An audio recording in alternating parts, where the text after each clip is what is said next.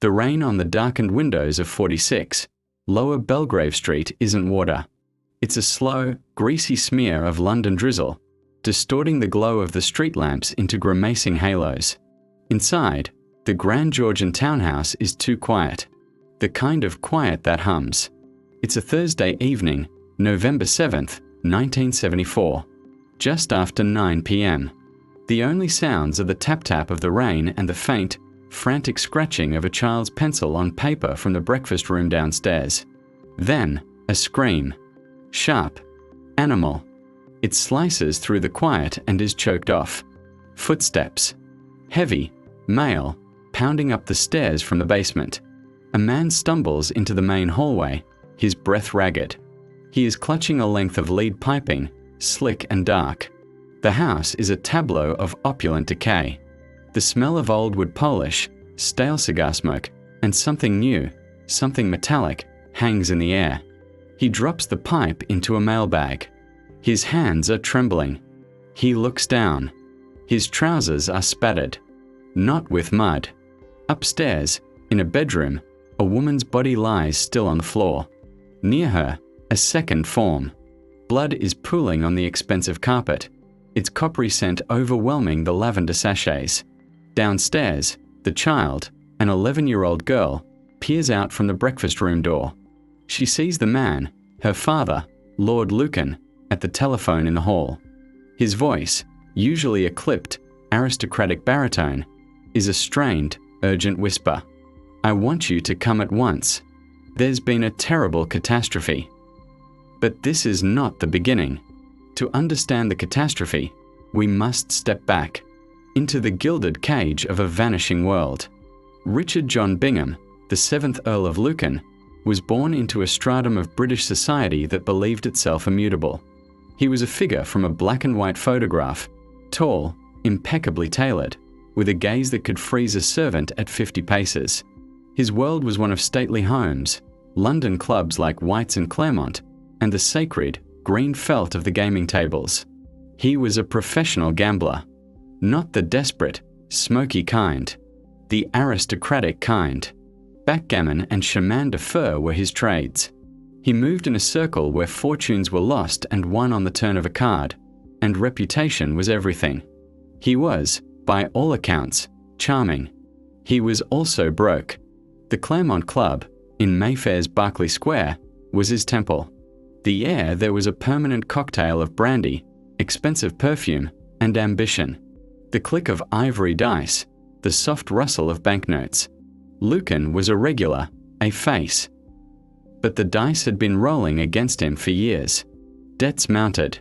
The facade of the carefree Earl was cracking. And at the center of his mounting desperation was a bitter, brutal divorce. His wife, Veronica, Lady Lucan, lived with their 3 children in that Belgravia house. The marriage had curdled into something poisonous. Veronica claimed psychological torment, cruelty.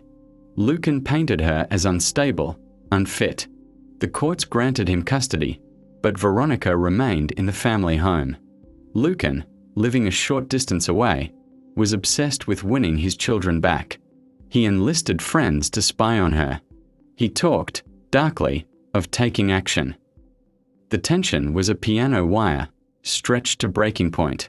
He owned a second-hand Ford Corsair. In the weeks before that November night, he was seen tinkering with it.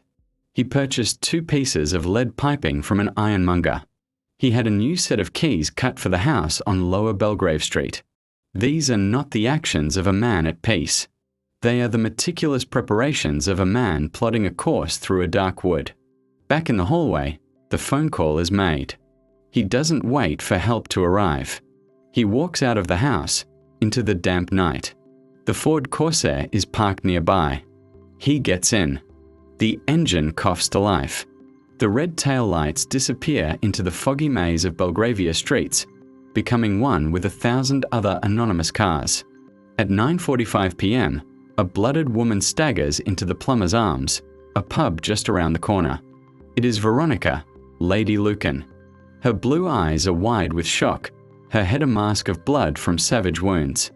Her words are gasped, clear, and horrifying. "I've just escaped from a murder attempt." My children are in the house. My nanny has been murdered. He's in the house. He. Everyone in the pub knew who he was. Within minutes, police cars, their blue lights staining the elegant white stucco facades, converge on number 46. What they find inside is a scene of domesticity grotesquely interrupted. In the basement breakfast room, the Lucan children are unharmed, the eldest girl having written a heartbreaking, unfinished letter to her father about a school event. Upstairs, in the bedroom, they find the nanny, Sandra Rivett. She is 29 years old. She is dead, bludgeoned savagely, her body stuffed into a canvas sack. The murder weapon, that length of lead piping, is later found in the mailbag, along with a glove. A second glove is discovered, discarded, on the grand staircase. The house whispers of panic, of a plan gone catastrophically wrong. The theory the police piece together is chilling in its simplicity. Lord Lucan, lying in wait in the basement, had expected his wife to come down to make tea, as was her habit on Thursday nights. He had mistaken Sandra, who had gone down instead, for Veronica in the dim light. Having killed the nanny, he then had to silence his wife, who had come to investigate the noise. A violent struggle ensued in the upstairs bedroom. Veronica, despite her injuries, had fought back ferociously. She had told police she even managed to grab her attacker by the genitals. In the confusion, she had escaped, running for her life to the pub. Lucan's plan, it seemed, was to murder his wife and make it look like the work of a burglar. The lead piping, the mailbag, these were props for a stage scene. But the wrong woman was dead, and the right woman was alive, able to name him. In one violent instant, the Earl had become a fugitive. The hunter was now the hunted. But where does a man like Lord Lucan disappear to? He had friends in high places, access to vast, unrecorded wealth, and a network of loyalists who believed, or wanted to believe, in his innocence. The Ford Corsair was found 2 days later in New Haven, a port town on the south coast. It was parked neatly, keys in the ignition. A piece of the same lead piping, matching the murder weapon, was on the floor. Had he boarded a ferry to France in the night? Had he been helped? Or had he chosen a far more final exit? The most famous missing person in British history had vanished into the fog of that November night, leaving behind a trail of blood, a shattered family, and a mystery that would echo for decades. The morning after, a grey, unforgiving dawn breaks over the English Channel. The ferry from New Haven has come and gone. In London, the news is not yet public, but a tremor runs through the corridors of power and the hushed, panelled rooms of the Claremont Club.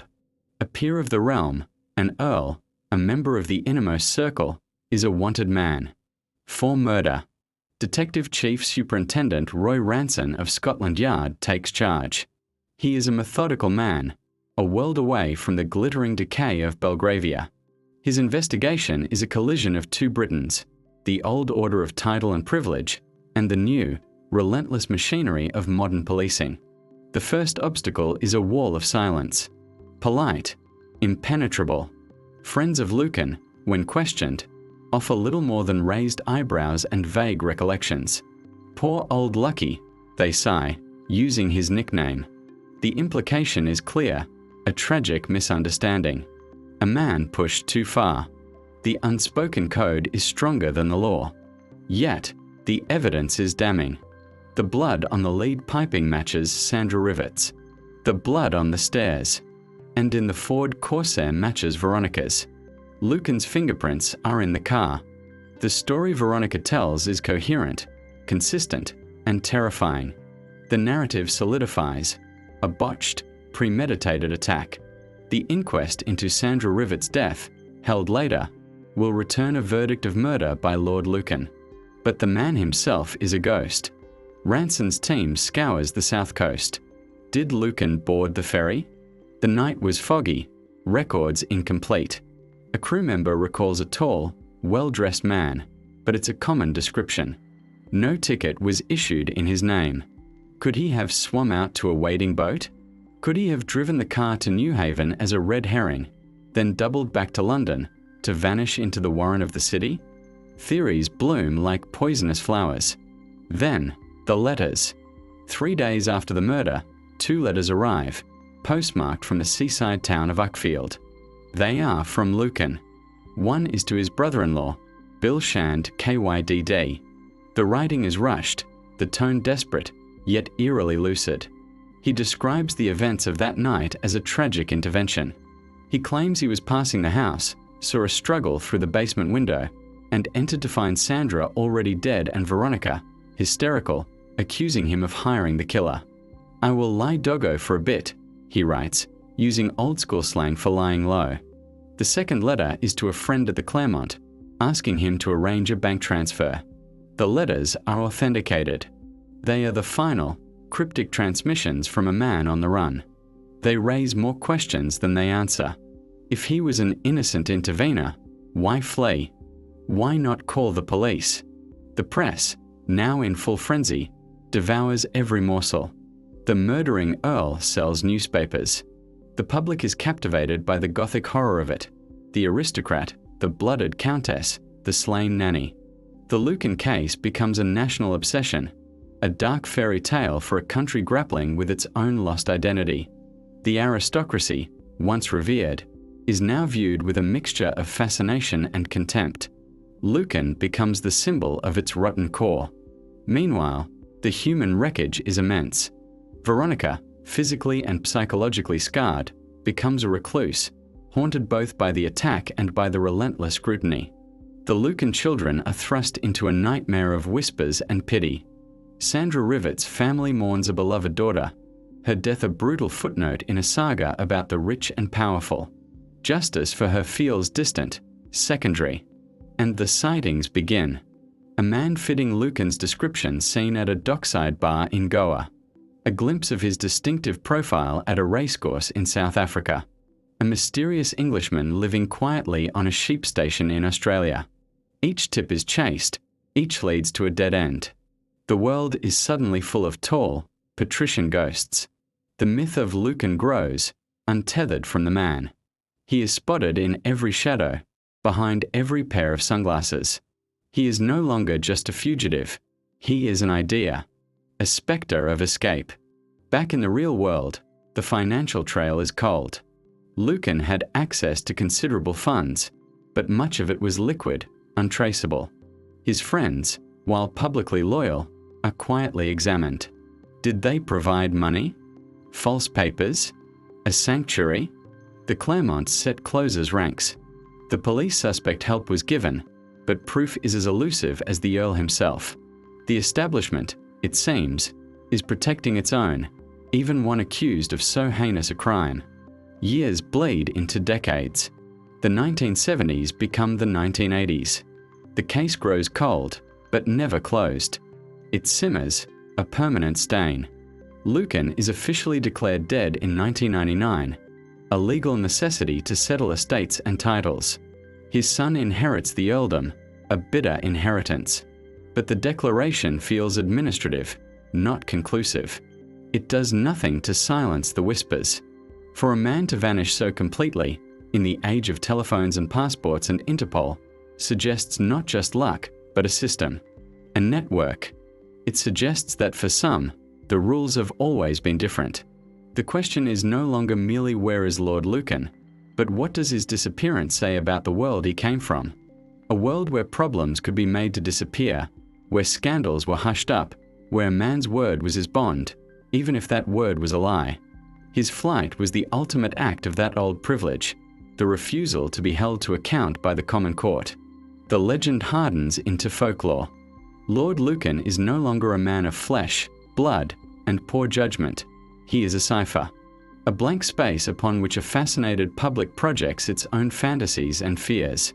He is the ultimate ghost of the old empire, haunting the collective imagination from the gambling dens of London to the beach bars of the Indian Ocean. But let us examine the most persistent theory, the one that offers a neat, dark closure: suicide. The evidence is circumstantial but compelling. The car at Newhaven, parked near the docks. The piece of lead piping left inside, a morbid calling card. The English Channel on a November night is a black, freezing, relentless void. A man of Lucan's pride, faced with utter ruin. The exposure as a murderer, the end of his lineage's good name, the total collapse of his gilded existence, might well have chosen a final, cold swim. He was a strong swimmer, they said. It would have been a decisive act, a final roll of the dice where he controlled the outcome. No trial, no prison, no further humiliation.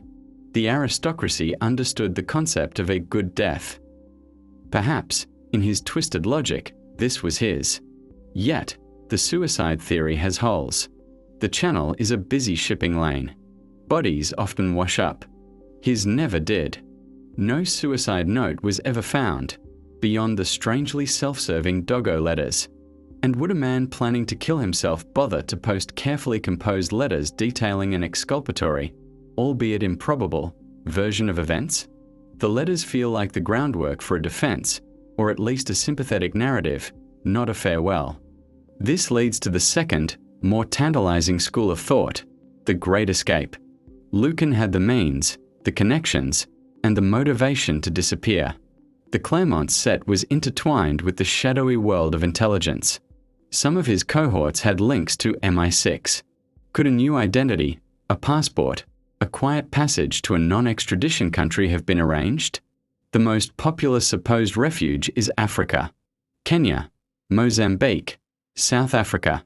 Former colonies where a British aristocrat with the right introductions could blend into a community of expatriates living on old money and older memories. There were rumors of a colony committee, a group of wealthy friends who funded his life in exile. Sightings here were more detailed. A man with his bearing, his accent, seen at an upmarket lodge in the bush, always turning away at the last moment. Then there is the more macabre twist, the idea that he never left London at all. That his powerful friends, realizing the scandal could not be contained, took more drastic steps. This is the darkest corner of the Lucan myth. It whispers of a body discreetly disposed of, buried beneath the patio of a country estate or fed into a furnace. It suggests the ultimate cover-up, not to protect a living man, but to bury the truth itself, to prevent the unseemly spectacle of a trial. If this is true, then the escape was not Lucan's, but his accomplices, an escape from justice for them all.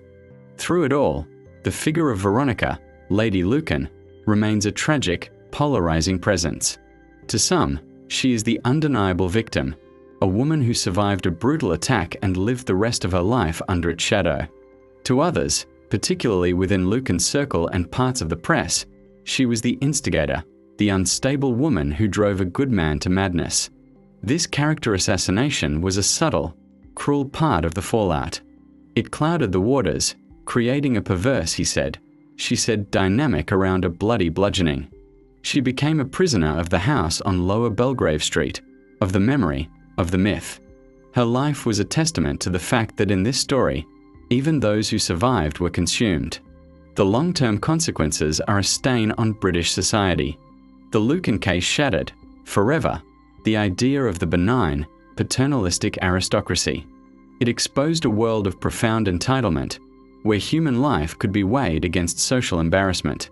It fueled public cynicism about the establishment's ability to police itself.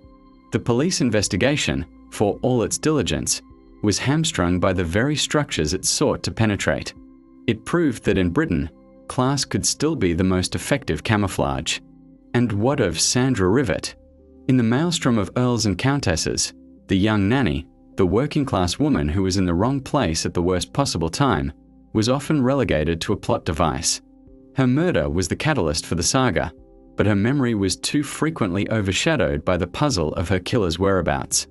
Her family's grief was a private, raw wound in a very public circus. The greatest injustice of all is that her death sometimes feels like a footnote in the story of the man who took her life. Decades roll on. The 21st century brings DNA analysis, facial recognition software, a globally connected digital footprint. Yet the file remains open, inert. The sightings grow more absurd with time. A frail old man in a nursing home in New Zealand, a corpse in a basement in Scotland. Each is debunked, but the hope, the morbid curiosity, never dies.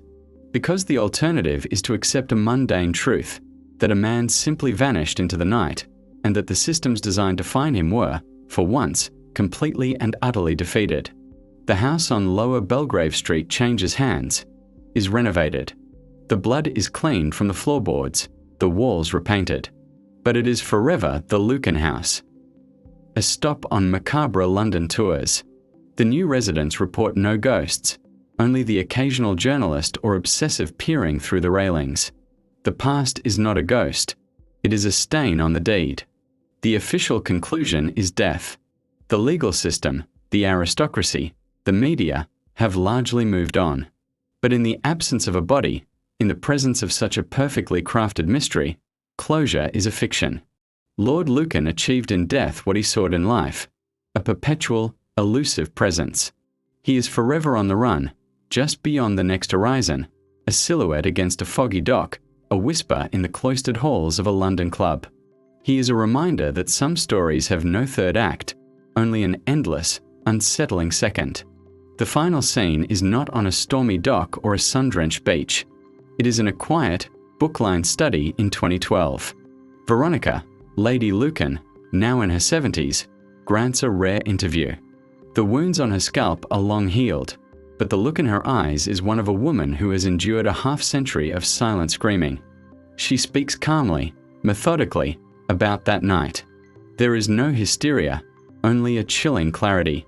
She confirms the simple, brutal truth everyone knows, but some still choose to complicate. Her husband tried to kill her. She also states, with equal conviction, her belief that he did not kill himself in the Channel. He would have considered that far too wet and cold, she says, with a flash of the black humour that has perhaps kept her sane. She believes he made it to Africa, that he lived out his days there, funded by friends, and died of old age. In her mind, the escape was successful. It is a staggering thought.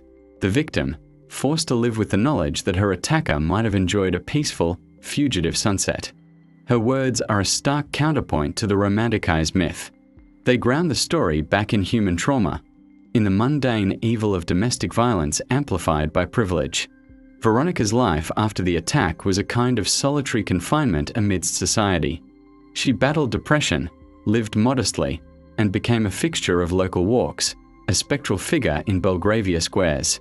She was, until her own death in 2017, the living proof that the catastrophe was real, its consequences permanent and unglamorous. And what of the legacy of the search itself? The Lucan case became a blueprint for every high-profile disappearance that followed. It showed how a mystery could be endlessly Monetized and mythologized. Books, documentaries, tabloid splashes, a cottage industry of speculation. It also exposed the limitations of justice. Sandra Rivett's killer was named, was wanted, but was never tried. The British legal system, for all its pomp and ceremony, could not deliver a verdict. The inquest's finding was a factual record, not a conviction. It left a permanent hollow space where justice should have been. The story also irrevocably changed the British aristocracy's relationship with the public. The notion of noblesse oblige, the responsibility of the noble, died that night in Belgravia. In its place was a perception of corrosive entitlement, of a class so insulated it believed it could literally get away with murder. The Lucan affair paved the way for a more ruthless, less reverent scrutiny of the upper classes, culminating in the decades of scandal that would follow. It was the end of the age of deference. Today, the facts are frozen in the amber of 1974. The forensic evidence sits in files. The lead piping, the mailbag, the blood-stained carpet samples, all silent witnesses to a truth that now feels secondary. The debate continues in pubs and online forums, not in courtrooms. Was he a cold-blooded murderer or a man who snapped? Did he escape or succumb? The evidence overwhelmingly points to the former, but the human mind craves the puzzle, the open ending. Perhaps the most unsettling interpretation is not about Lucan's fate, but about his world. His disappearance was the last, great magic trick of the old order. A man erased himself not through skill alone, but because the fabric of his society was woven with threads of secrecy and loyalty that could cloak even the most monstrous of acts. His vanishing act was the ultimate privilege. It said, "You cannot touch us. The rules are for you, not for me." The final image is not of Lucan, but of the world he left behind. The Claremont Club still operates, though the clientele is different. The gaming tables are still green, the dice still click, but the shadow of the missing Earl lingers in the corner, a cautionary tale of what happens when the stakes become too high, and the gamble is a human life.